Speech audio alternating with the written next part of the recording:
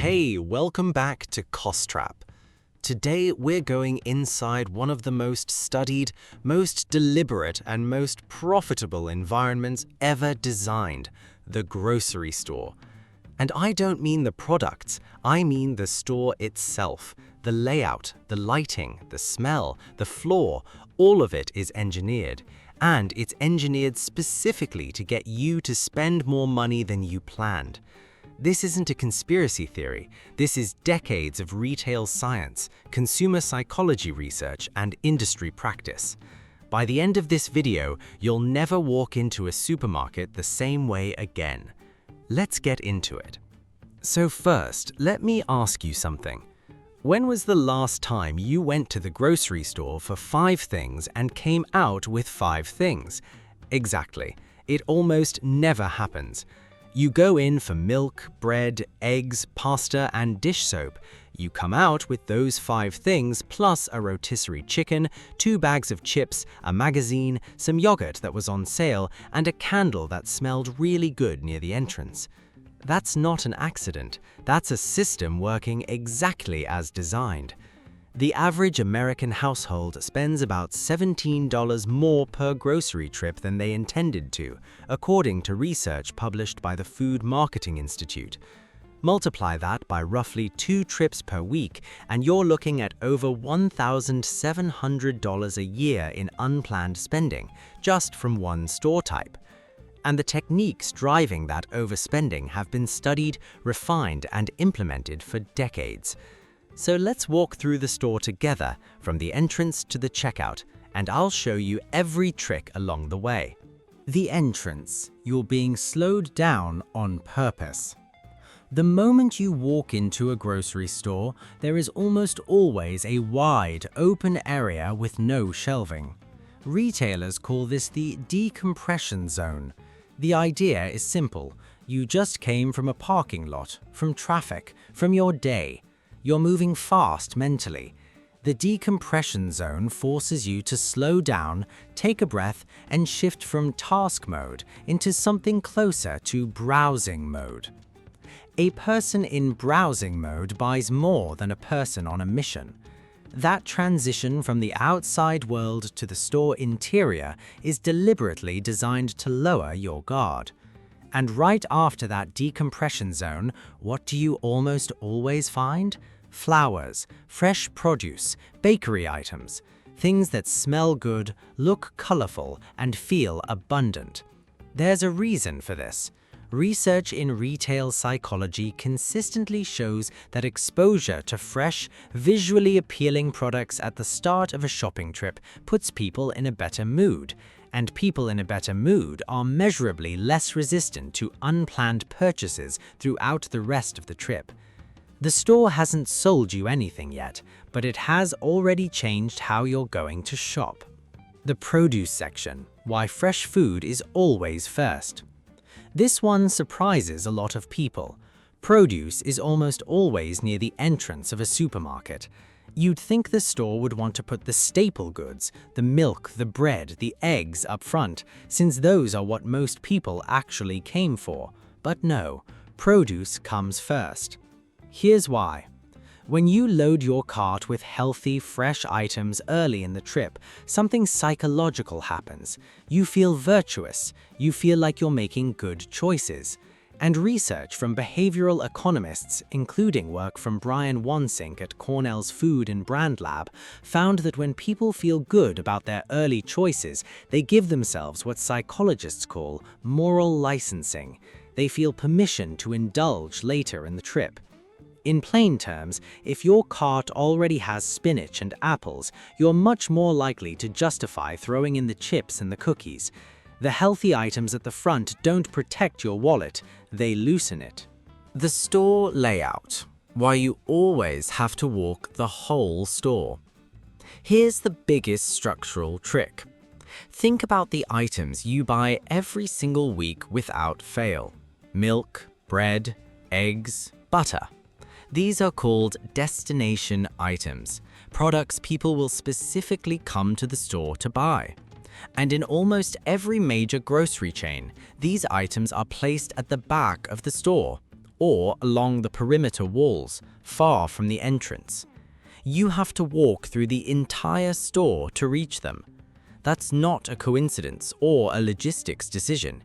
It is a deliberate placement strategy documented extensively in retail industry literature. Every aisle you walk down on the way to the milk is an aisle full of products trying to get your attention. And the longer the path between you and what you came for, the more opportunities the store has to intercept you with something else. This is called the racetrack layout, and it's the dominant floor plan in modern supermarket design. The goal is to maximize the distance a shopper travels inside the store. More distance equals more exposure. More exposure equals more purchases. Now let's talk about the shelves themselves. There's a phrase the retail industry has used internally for decades. Eye level is buy level. Products placed at eye level, directly in your line of sight as you walk down an aisle, sell significantly more than the same products placed on the bottom shelf or the top shelf. A study published in the Journal of Marketing Research found that simply moving a product from the bottom shelf to eye level increased sales by as much as 40%, without changing the price, the packaging, or the product itself. Brands pay for this placement. It's called a slotting fee, and major consumer goods companies spend billions of dollars collectively every year just to have their products at eye level in grocery stores around the world. The cheaper store brand versions of the same product are almost always on the bottom shelf or the top shelf, where you have to make an extra effort to notice them. So the store layout isn't neutral, it's a paid hierarchy. And when you grab what's right in front of you without looking up or down, the system is working. Here's something even more specific. When children are present in the store, there is a secondary eye level. Products placed at a child's eye level, think of the cereal aisle, are specifically targeted at kids. Bright colors, cartoon characters, familiar mascots. This is documented in public health and marketing research alike. It's not subtle, it's strategic. The smell engineering. This one is almost unfair. Many large grocery stores use scent diffusion systems. These are mechanical systems that pump specific smells into specific areas of the store. The bakery smell you notice near the bread section, in many stores that's not coming from the bread baking on site. It's being pumped in through the ventilation system. Why? Because the smell of freshly baked bread triggers hunger, and hungry shoppers buy more food. Research by retail consultant Paco Underhill, published in his widely cited book Why We Buy, documented this practice across multiple retail environments. Scent is one of the most direct pathways to an emotional, impulsive response, and grocery stores have known this and acted on it for decades. The same principle applies to the rotisserie chicken near the deli, the coffee smell near the cafe section. These are not accidental features of a food environment. They are tools. Music and lighting, controlling your pace. The music playing in a grocery store is not background noise, it is a pace controller. Research published in the Journal of Consumer Research in the 1980s by Professor Charles Areni and David Kim, and separately by Ronald Milliman in the Journal of Marketing, demonstrated that slower tempo music causes shoppers to move more slowly through a store, and slower movement means more time in the store. More time in the store means more purchases. The average increase in sales when slow tempo music was played versus fast tempo music was around 38% in Milliman's study, conducted inside actual supermarkets with real shoppers who had no idea they were being tested. The lighting works similarly.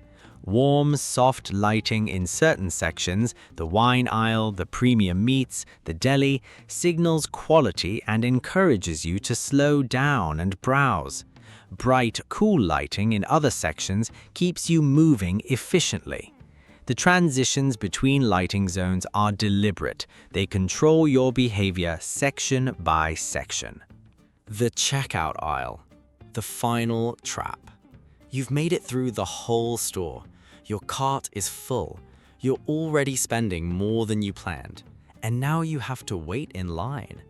And while you wait, there is an entire product category designed specifically for this moment.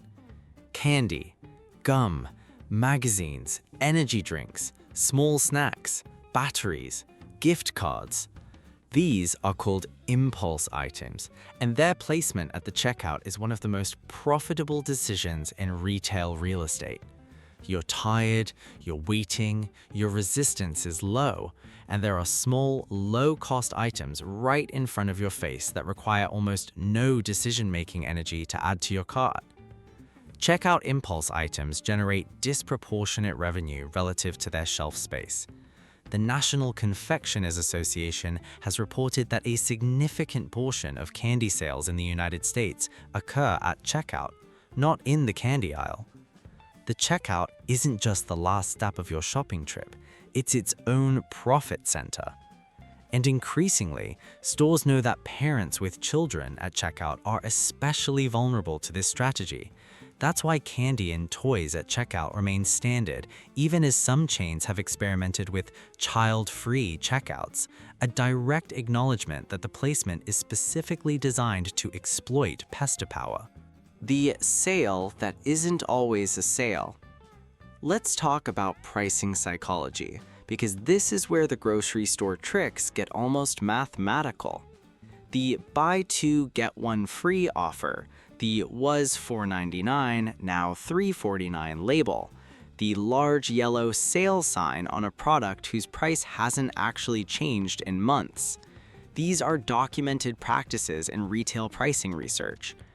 A study by researchers at MIT and the University of Chicago examined grocery store pricing and found that many promotional displays, the big bold signs, the end-of-aisle displays, the stacked product towers, increase sales dramatically even when no actual price reduction has occurred. The visual signaling of a sale is enough to trigger purchase behavior in many shoppers. End-of-aisle displays, called end caps, are particularly powerful.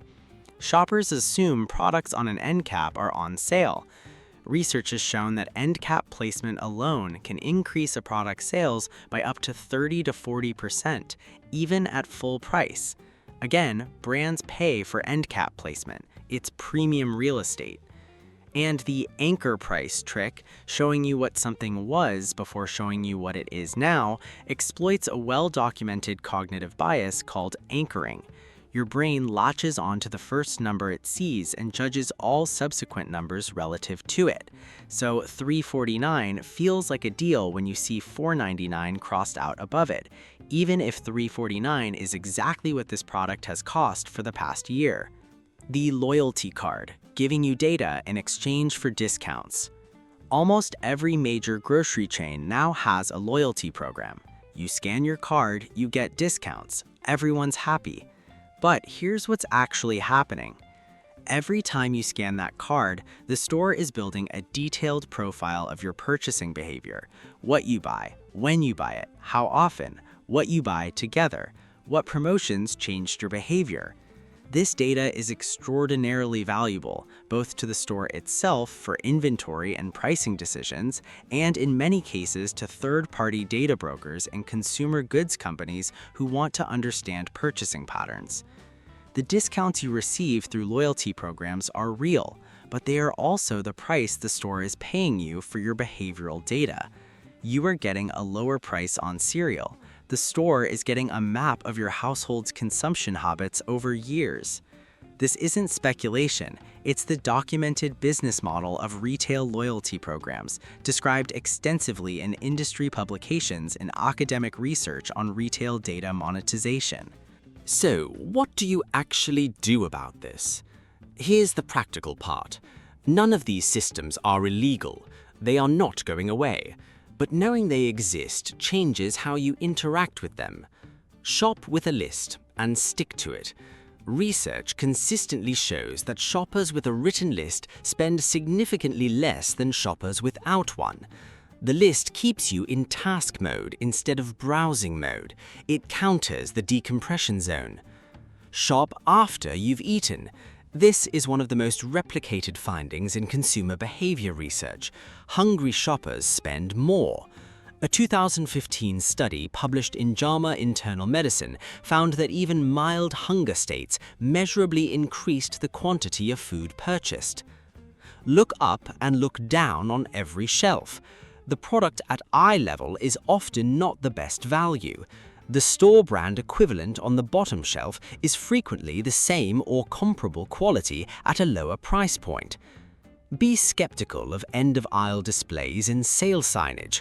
Ask yourself, is there an actual price reduction or just a visual signal? Check the unit price, the price per ounce or per gram, rather than the sticker price.